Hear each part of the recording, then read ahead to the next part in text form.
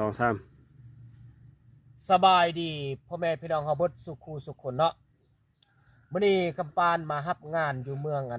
ปากแซงบ้านหาดวายพี่น้องคำปานเดินทางมาจากแขวงเวียงจันทน์พี่น้องคำปานขี่รถจักรมาพี่น้อง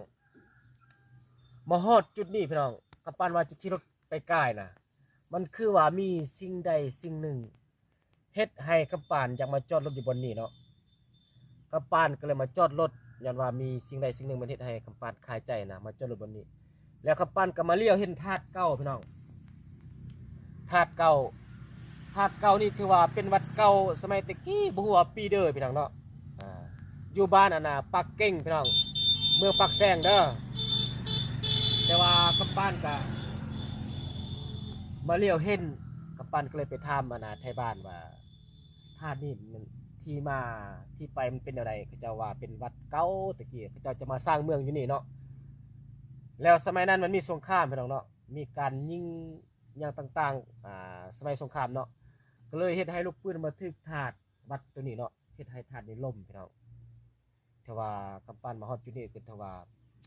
น้ำตาก็สิไหลพี่น้องกำปั้นก็ประทับใจหลายเนาะมันเฮ็ดให้กำปั้นอยากมาจอดรถอยู่บนนี้เนาะจริงๆกำปั้นจะไปใกล้ก็กำปั้นดีใจสุดเนาะมื้อนี้กำปั้นก็ได้ไปถามทาง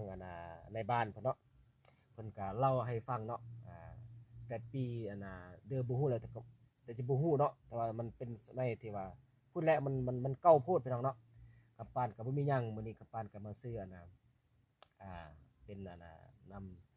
น้ำแดงแล้วก็มีดอกไม้มีขนมมีน้ำดื่มเนาะมาปะมาไหว้มาขอพรเพิ่นเนาะเพราะว่าเพิ่นก็อยากให้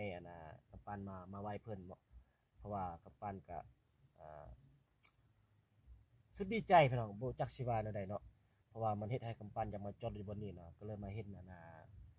เห็นธาตุเก่าเห็นครูบาอาจารย์ที่เพิ่นอยู่สมัยแต่ก่อนนะแต่ว่ามื้อนี้กำปั้นก็ถือว่าดีใจที่สุดเนาะได้มากราบมาขอพรนำเพิ่นเนาะก็เลยก็ย่าเนาะโอกาสหน้าถ้ากำปั้นได้มาใหม่กำปั้นก็สิมาแวะมาศรัทธาเพิ่นบ่แม่นสิ่งใดก็สิ่งหนึ่งแหละพี่น้องเนาะแต่ว่ามื้อนี้กำปั้นก็มารับงานร้องเพลงที่บ้านหาดวายแหละพี่น้องดีใจสุดมื้อนี้แต่ว่ามาเห็นวัดเก่าและธาตุที่ถูกลมสมัยสงครามไปแล้วพี่น้องแต่ว่ามื้อนี้ก็บ่มีหยังหลายพี่น้องเนาะใครที่เข้าเบิ่งแล้วก็ฝากทุกคนกดใจกดไลค์เอาบุญนำกันเด้อพี่น้องเด้อเอาบ๊ายบายเบิดสุขสุขคน